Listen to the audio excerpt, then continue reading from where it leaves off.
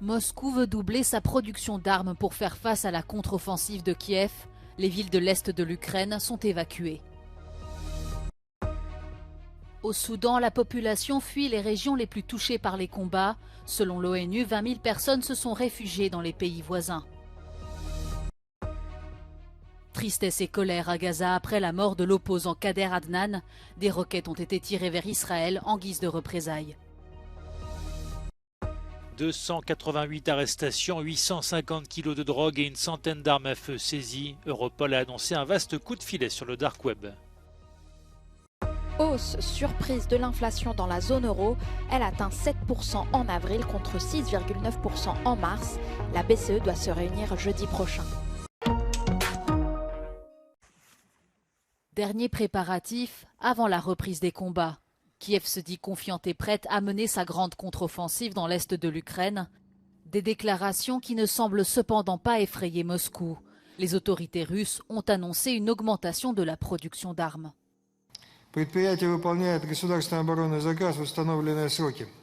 Сейчас необходимо в кратчайшее время удвоить объемы производства высокоточных средств поражения. À Ouman, dans le centre du pays, les habitants déblais et réparent les dommages causés par un tir de missile vendredi dernier. Le bombardement a fait 23 morts. Там була ціла родина з 4 осіб. Моя донька, її тато, бабуся і тато, його дружина татова. Їх всіх 4. Plus loin à Pokrovsk, dans le blast de Donetsk, les évacuations continuent. 200 000 personnes vivent toujours dans cette région.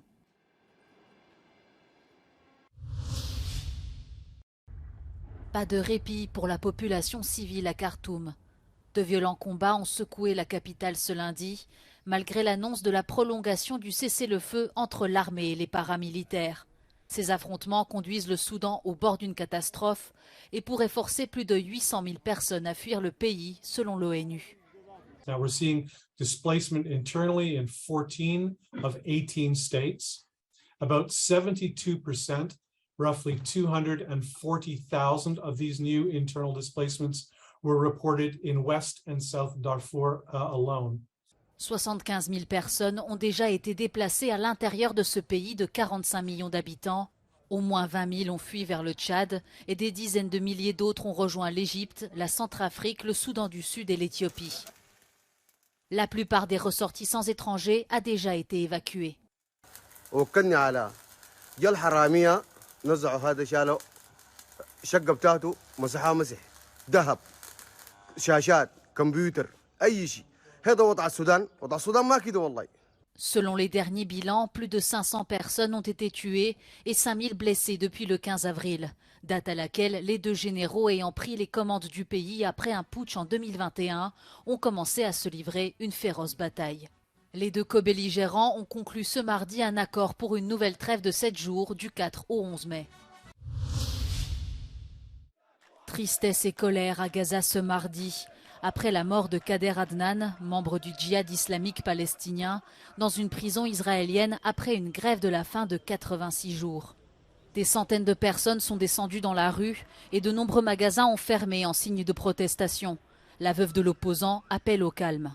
لا نريد أن تراق قطرة دم، لا نريد من يرد على استشهاد الشيخ، لا نريد من يضرب الصواريخ ويضرب غزة بعدها. الشيخ نال أقصى ما يتمنى.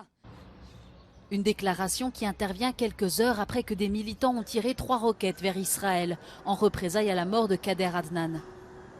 Arrêté en février dernier et détenu depuis sans inculpation, l'opposant est le premier gréviste de la faim palestinien à mourir dans une prison israélienne.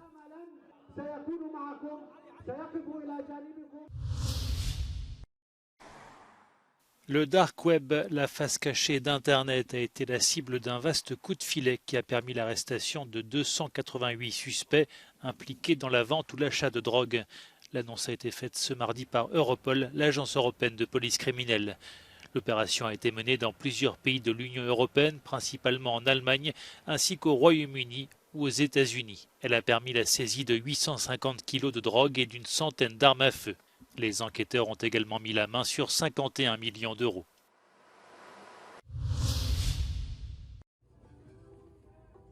Le panier de course le révèle et Eurostat le confirme. L'inflation a encore augmenté dans la zone euro le mois dernier. Selon leurs données publiées ce mardi, la progression des prix à la consommation s'est légèrement accélérée à 7% en avril, contre 6,9% en mars. Les pays les plus touchés sont les pays baltes avec une moyenne de 14%. La Belgique résiste bien avec seulement 3,3%.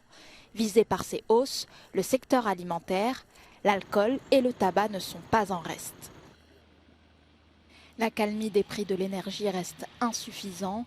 La poursuite du recul qui s'annonce sur les prochains mois pourrait s'avérer bien lente. Des données d'Eurostat pires que prévues par les analystes, ils tablaient plutôt sur une stagnation de l'inflation. La crainte, à présent, l'augmentation des taux d'intérêt de la Banque centrale européenne. L'institution financière doit se réunir à Francfort jeudi prochain. Pour lutter contre le changement climatique, il faut fixer un délai mondial pour l'élimination progressive des combustibles fossiles. C'est l'un des principaux messages du dialogue de Pétersberg sur le climat qui s'est tenu à Berlin. La ministre allemande des Affaires étrangères a également insisté sur le fait que l'objectif zéro émission nette ne peut être atteint que par la solidarité internationale. Wir haben auf der letzten Klimakonferenz erlebt, dass wir eben nicht genug erreichen konnten mit allen Staaten dieser Welt. Deswegen wollen wir hier in Berlin diejenigen zusammenbringen von Industriestaaten, von kleinen Inselstaaten, von Schwellenländern, die wirklich Hand anlegen wollen, die out of the box denken und Lösungen dafür finden wollen, wie wir dazu kommen, die Klimakrise wirklich einzudämmen. Cet événement est une étape clé des négociations avant le sommet COP28 de décembre. Dans une allocution vidéo, le secrétaire général des Nations Unies a déclaré qu'il restait encore beaucoup à faire. I count on all G20 leaders to have committed to ambitious new nationally determined contributions covering all greenhouse gases and the whole economy and indicating absolute emission cuts targets for 2035 and 2040. And I urge all parties to ensure that COP28 delivers on loss and damage funding. Nombre d'ONG s'inquiètent du fait que certains pays soutiennent l'idée de la capture du carbone afin de permettre la poursuite, voire l'expansion de l'extraction du pétrole et du gaz. Les gouvernements se sont engagés à limiter le réchauffement de la planète à 1,5 degré.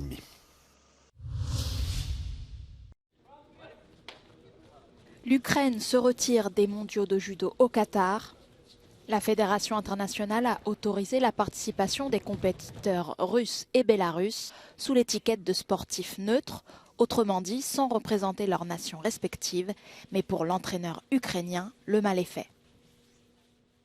Ми готувалися до цього, розуміли, що може така ситуація бути, але чекали, що все ж таки здоровий глузд в Міжнародній федерації переможе, але вийшло зовсім не так. 28 числа квітня, в останній день реєстрації, буквально там за 7-8 годин до кінця реєстрації, на сайті Міжнародної федерації вийшов такий меседж про те, що IJF допускає спортсменів з Росії і Білорусі до всіх своїх змагань в нейтральному статусі, так звані індивідуальні нейтральні атлети. Une neutralité qui ne convainc pas. La Fédération internationale a déclaré qu'un organisme indépendant procéderait à des vérifications et surveillerait leurs réseaux sociaux. Toute personne jugée favorable à l'invasion de l'Ukraine par la Russie sera exclue. L'Australie veut mettre un terme aux cigarettes électroniques à usage unique.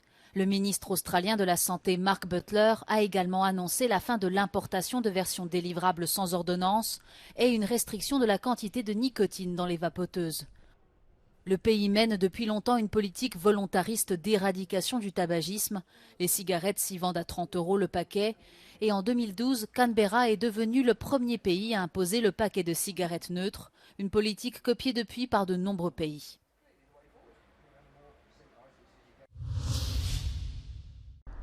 Liverpool, capitale de la pop, berceau des Beatles, accueillera la 67e édition du concours de l'Eurovision le samedi 13 mai et l'impatience grandit chez les habitants. I'd say the city's bouncing, to be honest with you. They're really looking forward to it. You can see everywhere you go, there's like, signs of Eurovision, everyone's like, pepped up for it and that, so it'll be good. Liverpool's the home of music. It really is the home from way back when in the 50s, 60s, right up to now. It's going to bring a lot of money into the city, the hotels business, the pub game, even the taxis, and it's going to be brilliant for the city. C'est l'Ukraine qui avait remporté la précédente édition. Alors pour ces deux familles ukrainiennes réfugiées ici, c'est un juste retour des choses pour la Grande-Bretagne. I think it's quite fair because UK helped Ukraine a lot. À 10 jours du grand soir, de ce qui s'annonce l'une des plus grosses éditions de l'Eurovision qu'une ville n'ait jamais connue, le public commence à investir la cité ouvrière et les retardataires sans billets comptent bien remporter le précieux sésame. It's anticipated that Eurovision will inject £25 million into the economy here on Merseyside, and that beyond that there'll be a 5% increase in terms of the number of European tourists coming to this city every year.